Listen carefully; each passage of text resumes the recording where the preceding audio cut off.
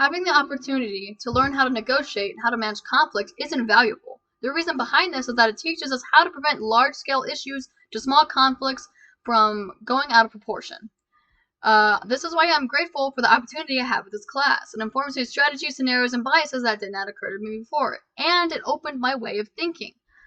And it helped me realize just how important active listening is. This is important in today's society because if people took the time to learn how to listen, to learn how to debate, to learn how to argue, then we would have a lot less issues than we do today.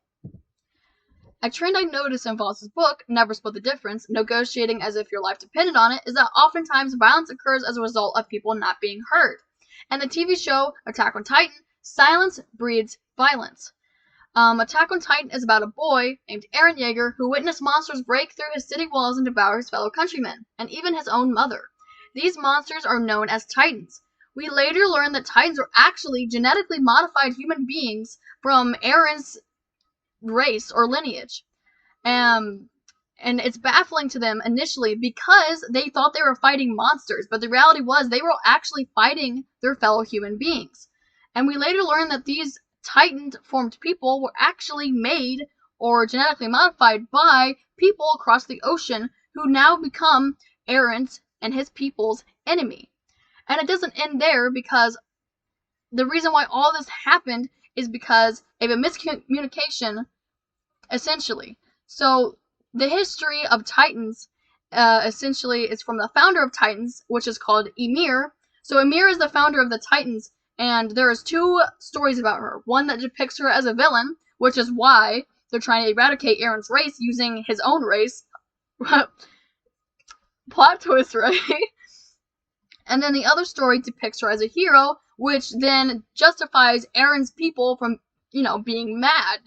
Why are you killing us? We didn't do anything wrong, etc. Meanwhile, the other side sees them as villains, sees them as, these grotesque, skinless monsters that kill people. So their main issue is that they just did not communicate well at all.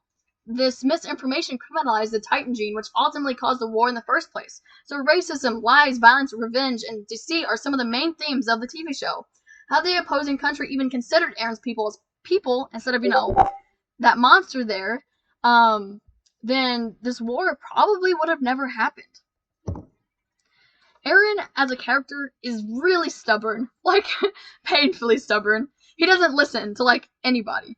If I were to describe him with one word, it would be vengeful. It would benefit him to learn active listening because he only listens to his comrades. He only listens to them, literally nobody else. He won't even let his enemy try to explain their views or anything. It's just, nope, I'm right, nobody else is. If Eren had realized his biases, he could have potentially set his feelings aside and actually acknowledged what was happening in the minds of both friend and enemy. It would have obviously helped Eren to know how to navigate the three difficult types of conversation as well, because, one of them is the what happened conversation, which would help him enormously because in this scenario, they're trying to figure out what happened. Why do these people hate us? Why is there a war to begin with? What did we do? What is so offensive, etc. Eren was also stuck on fairness. So, because the enemy nation used his own people against him, it was obviously a traumatic experience for him to figure out. And he felt that he was justified and turning into a Titan himself and essentially fighting them in their own territory. He thought that was fair because they did the same exact thing to him. Also, Eren was not concerned about his Titan gene brethren. What I mean is, there were people, his people, who also lived with the enemy, and they were being brainwashed and used against them, and he had no intention of saving them, or telling them the truth, or doing anything about liberating his own people. He only cared about revenge. So if Eren had actually decided to say, hey, maybe I should educate these people, he could have anchored his emotions, or, anchored their emotions in preparation for freedom. Telling them, hey, you don't have to live like this. There's a whole city of us. We can all have peace. Just join me. But no, he didn't do that at all. He lost the opportunity. And then Eren also had a lot of inner conflict. Eren really needed to rationalize his thoughts but he didn't. He didn't take the time to communicate. It would have really helped him too. He had a lot of conflict within himself, and he often projected it onto others, and he just didn't know how to handle it. Weirdly enough, in this TV show, no one tried explaining their actions at all. Like, literally, there wasn't enough communication happening. And it's sad, but you can't force a person to invest in the relationship or work things out, even if it could literally determine the course of the war. Aaron's original, pure childhood dream was just to live outside the walls safely. His entire life, there had been giant monsters living outside his city, and therefore his city had this protective wall to keep them all safe. And the war started because the enemy nation had used his own people, the Titan people, to break through the wall and essentially kill them all. It was very brutal. And Aaron, this entire time, just wanted to see the ocean. So Voorst talks about the power of hopes and dreams, which is often, wanting to be an astronaut or get an Oscar. But in this particular case, Aaron just wanted to see the outside world. He wanted to know what freedom was. And that was actually incredibly weird in their society. It was actually ruled by a religion. That religion in particular actually was just them worshipping the wall because it protected them from the grotesque monsters outside their wall, which they wouldn't know it, but that was actually their people just in monster form. So Voorst mentions that if you use your counterpart's religion in some form of reference, it is effective. So if Aaron had, actually consulted these people, maybe he could have found out more. So one of the main issues was that Aaron and his crew encountered is that there was a religious group that knew about all the secrets regarding the war and the Titans, but they did not relinquish any of that information. They knew the truth, why this enemy nation was trying to kill them, and they just, because of religious reasons, kept it to themselves. So that seems crazy, right? Like, all these people are dying and you're keeping quiet because of your faith? Like, wow, you must be crazy. But that wasn't the case, because the truth was just, they couldn't handle it.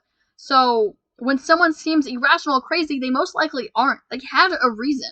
And it was later revealed that the walls themselves were made by Titans. The things that they're fighting, the things they're not aware that only their race at this time could turn into Titans. So why would the enemy make a wall to protect them? This makes no sense.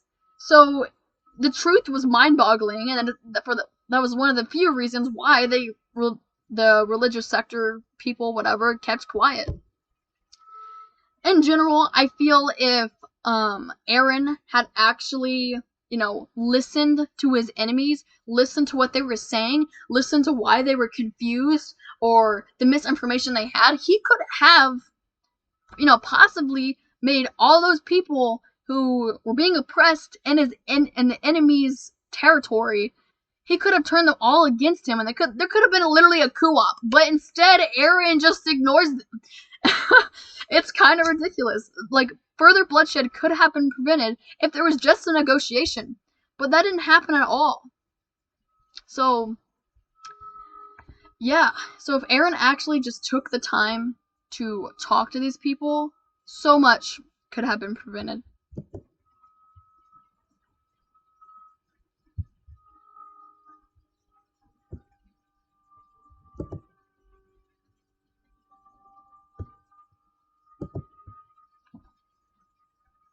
I think I did it, except it's 8 minutes, 20 seconds.